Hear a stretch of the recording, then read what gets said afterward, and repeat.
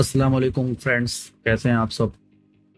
आज जिस ट्यूटोरियल पर हम काम कर रहे हैं, तो आज हम मॉडल करेंगे वो है इस टाइप का एक परफ्यूम, जो कि ये एक इमेज मुझे जो कि गूगल से मिली है। आप कोई सा भी परफ्यूम ले सकते हैं, कोई भी प्रोडक्ट ले सकते हैं। बेसिकली मुझे ये थोड़ा ज़्यादा इसका डिज़ाइन अच्छा लगा, इसलिए मैंने उसको सिलेक्ट कर लिया। तो आज इसको मॉडल करेंगे।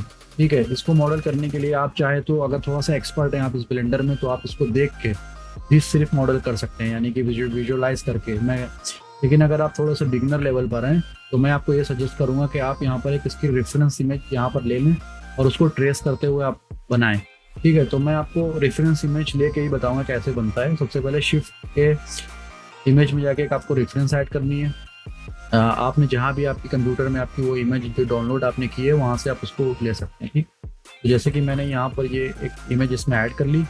इसको सेलेक्ट करके जी और वाई, यानी कि वाई एक्सेस को थोड़ा सा पीछे करेंगे, ताकि यहाँ पर हम अपना जो भी मॉडल तैयार करेंगे और इसके पीछे हम उसको ट्रेस करते रहेंगे। ठीक है, उसके बाद उसको अप्रोक्सीमेट आप थोड़ा सा बीच में रख सकते हैं इमेज को, और इसको थोड़ा सा अभी हम नीचे कर देते हैं ताकि आपको यहाँ पर ऑप्शन दिख सकें। ठीक, और अब उसके बाद हम इसको सेलेक्ट करने के बाद इसकी जो डेटा प्रॉपर्टीज है उसमें जाएंगे और इसकी ओपेसिटी को थोड़ा सा कम कर देंगे।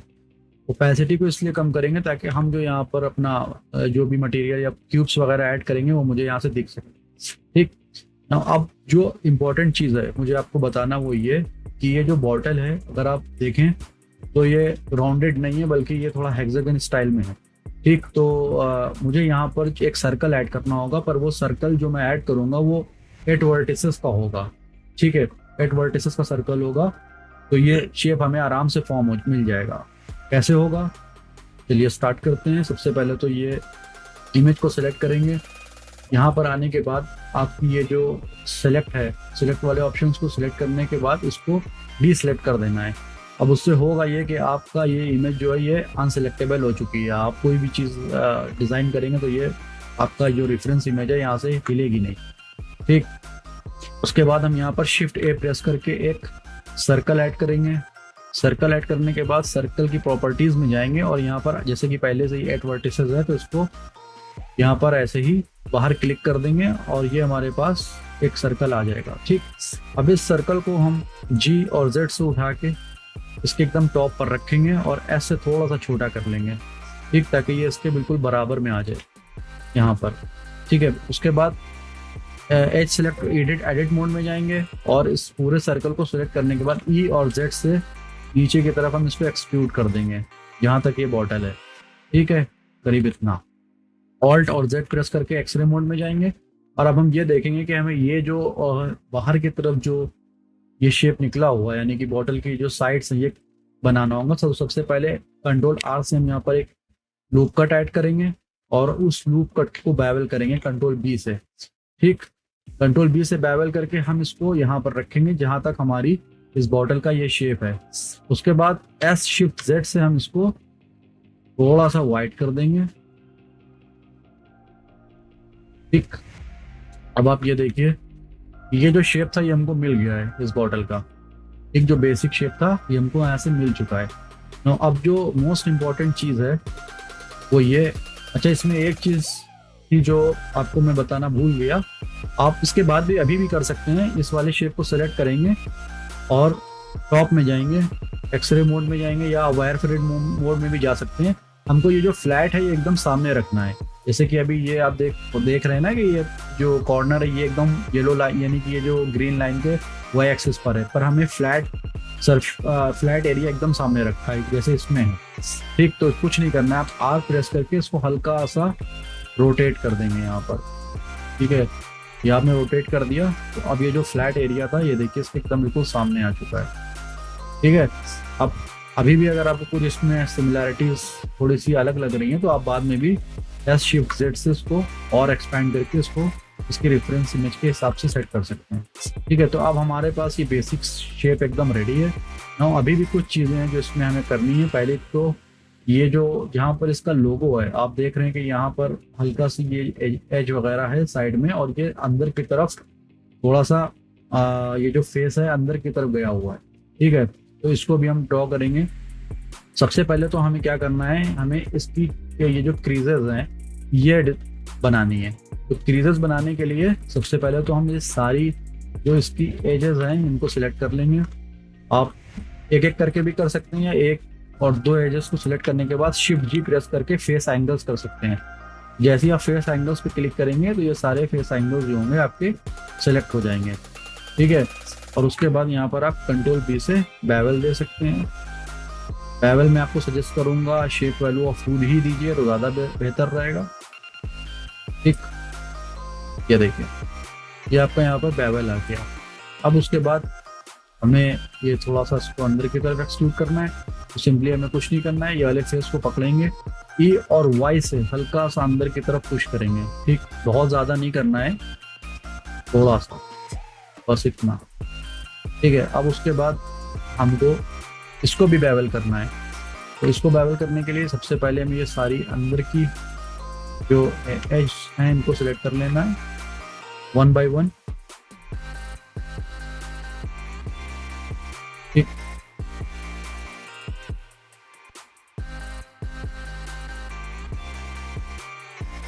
और ये जो कॉर्नर की जो एज है जो इसके ऊपर है, इसको भी पूरे फ्रेम को सिलेक्ट कर लेना है, ठीक है। अब हम इसको भी बेवल करेंगे कंट्रोल बी से, शेप वैल्यू 1 कर देंगे। नहीं, शेप वैल्यू 0.5 ही रखिए तो ज़्यादा सही रहेगा, क्योंकि ये एकदम यहाँ पर शार्प एज नहीं है, ये हल्की सी राउंडेड है। तो हम इसको शेप वैल्यू 0.5 के साथ ही बेवल करेंगे, ठीक है। तो ये हो गया। अब अगर आप इस पर कंट्रोल 2 से सब डिवीजन भी अप्लाई करेंगे तो आप देखेंगे कि ये हमारा शेप रेडी है। थोड़ी सी यहाँ पर जो ये प्रॉब्लम आ रही है ये इसलिए आ रही है क्योंकि यहाँ पर कोई सपोर्टिंग लूप नहीं है। तो अगर हम यहाँ पे एक सपोर्टिंग लूप ऐड कर दें कंट्रोल बी से, तो आप देखिए कि जो हमारी यहाँ पे ये प्रॉब्लम आ रही थी वो यहाँ पर चली गई है, ठीक है। और ये काम हम बाद में भी कर सकते हैं, ठीक। तो हमारा जो ये बेसिक शेप है रेडी हो गया है। अब हम इसको भी हम अंदर की तरफ एक्सट्रूड कर देंगे, ई और एस से थोड़ा सा हम इसको अंदर की तरफ ले जाएंगे। और इसको भी, ये वाले फेस को भी कंट्रोल बी से हम यहाँ पर भी एक लूप कट दे देंगे, ठीक है। और इसके नीचे भी तो पकड़ के ई प्रेस करके थोड़ा सा इसको भी हम डाउन करेंगे और इसको भी कंट्रोल बी से एक यहाँ पर भी बेवल दे देंगे, ठीक। अब अगर आप चाहें तो इसको ग्रेड फिल भी कर सकते हैं या सिर्फ फिल भी कर सकते हैं। ये नीचे रहेगा तो कोई ऐसा इशू नहीं है, ये आपको विजिबल नहीं होना है, ठीक। तो ये हमारा बेसिक शेप था, ये रेडी हो चुका है।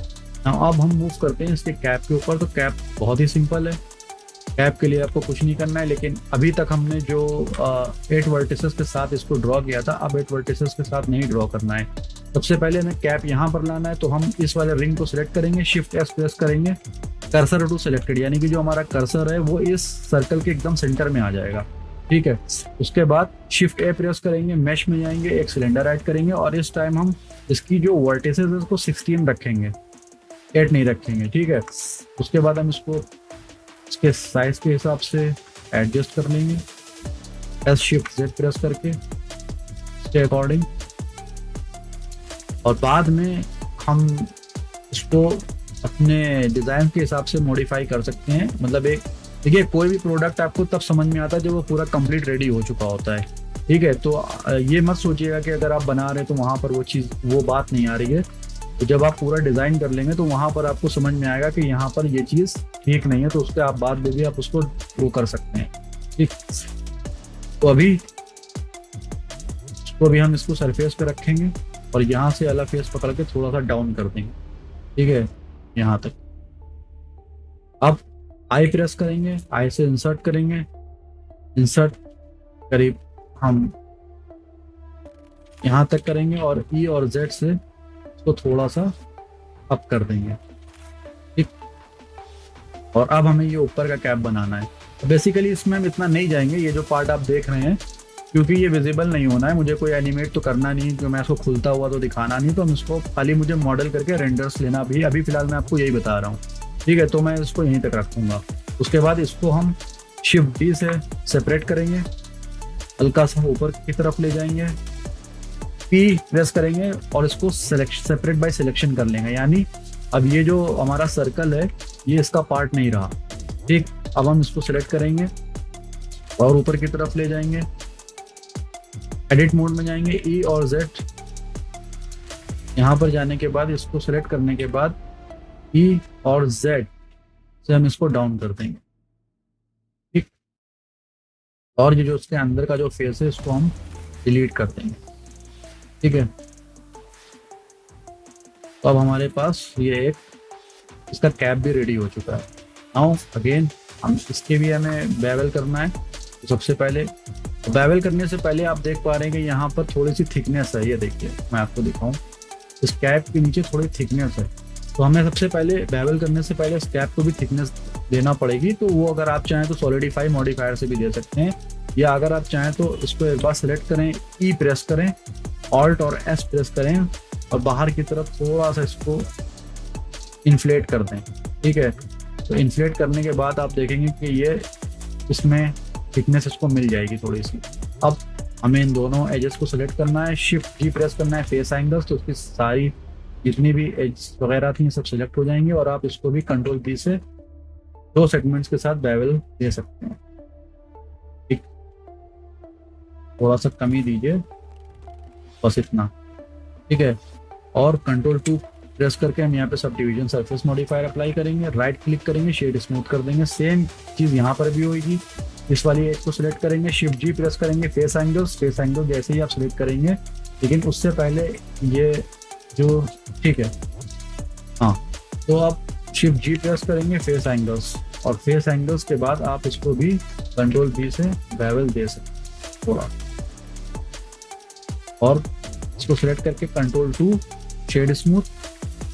और अब हमारे पास ये पूरा एक मॉडल रेडी हो चुका है।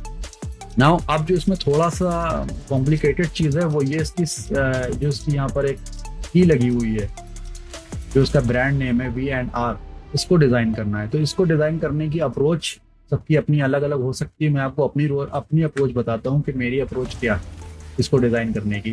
सबसे पहले इसके सेंटर में हम शिफ्ट और माउस का जो राइट क्लिक है उसको प्रेस करके कर्सर को इसके बीच में ले आएंगे। ठीक, शिफ्ट ए प्रेस करेंगे, मैश में जाने के बाद एक सर्कल को ऐड करेंगे और इस बार जो इसकी वर्टिसेस है वो 96 रखेंगे। ठीक, 96 क्यों रखेंगे ये मैं आपको बता रहा हूँ। RX90 प्रेस करके 90 डिग्री सर्कल को रोटेट कर लेंगे, एस से थोड़ा सा और इसको स्मॉल कर लेंगे यहाँ तक। ठीक है, और हम एडिट मोड में जाके वर्टेक्स सेलेक्ट मोड में जाके एस से इसको इतना बड़ा करेंगे कि हम ये देख लें कि ये इसके सेंटर में आ जाए, मतलब ये जो उसकी आउटर वाली जो डिज़ाइन है इसके सेंटर में आ जाए। इसको कवर अप कर ले, जैसे कि ये। अब देखिए बहुत ज़्यादा भी जो ये निकला हुआ है डिज़ाइन इसका, तो ये यहाँ तक की आए, जो उसकी स्टैम्प है वो यहाँ तक आई है, तो हमने इसको कवर कर लिया। ठीक, अब हम इसको पूरे को सिलेक्ट करके ई प्रेस करके, नहीं अभी सबसे पहले देखिए यहाँ पर अभी आपको क्या करना है कि इस वाले सर्कल को इस डिज़ाइन के अकॉर्डिंग लेके आना है। ठीक, तो आप इसको सेलेक्ट करके जी प्रेस करके ऐसे नहीं ला सकते हैं। उसका मेथड है कि आप सबसे पहले प्रोपोर्शनल एडिटिंग को ऑन करेंगे। जो आपको ऊपर दिख रहा है ना ब्लू सर्कल, इसको यहाँ पर ब्लू डॉट, इसको आप ऑन करेंगे और यहाँ से आप स्मूथ या और भी डिफरेंट टाइप ऑफ जो प्रोपोर्शनल एडिटिंग टूल्स हैं इनको भी आप यहाँ से देख सकते हैं कौन सा इस पर बेटर वर्क कर रहा है। मैं भी स्मूथ के साथ जाऊँगा। स्मूथ के बाद आप कोई भी वर्टेक्स को सिलेक्ट करके जी जैसे ही प्रेस करेंगे और अपने माउस व्हील को थोड़ा सा स्क्रॉल करेंगे ऊपर की तरफ, तो ये देखिए ये आपकी वर्टिसेस को इस डिज़ाइन के अकॉर्डिंग लेता हुआ आएगा। ठीक, और आप अपने रेफरेंस के हिसाब से इसको सेट करते रहिए, जी प्रेस करिए, सेट करते रहिए। यहाँ पर भी इसी तरह से। बस मेन चीज़ है कि आप अपने उस डिज़ाइन, जो आपका ये डिज़ाइन है उसके हिसाब से आपका ये सर्कल मॉडिफाई हो जाना चाहिए। ठीक,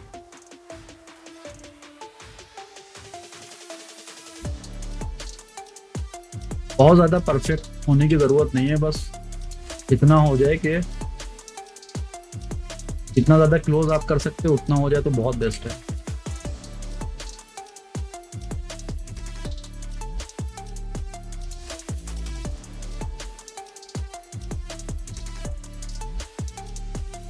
ठीक है, तो अप्रोक्सीमेटली ये यहाँ तक हो गया, इतना काफ़ी है। अब हम क्या करेंगे, इस पूरे को सिलेक्ट करने के बाद ई से एक्सट्रूड करेंगे, एस से, सॉरी मैं इसको, लेकिन आपको पहले बंद करना पड़ेगा, ठीक है, प्रोपोर्शनल एडिटिंग को बंद करना पड़ेगा, फिर एस से आप इसको अंदर की तरफ स्केल करेंगे, ठीक, और राइट क्लिक करके सर्कल कर देंगे।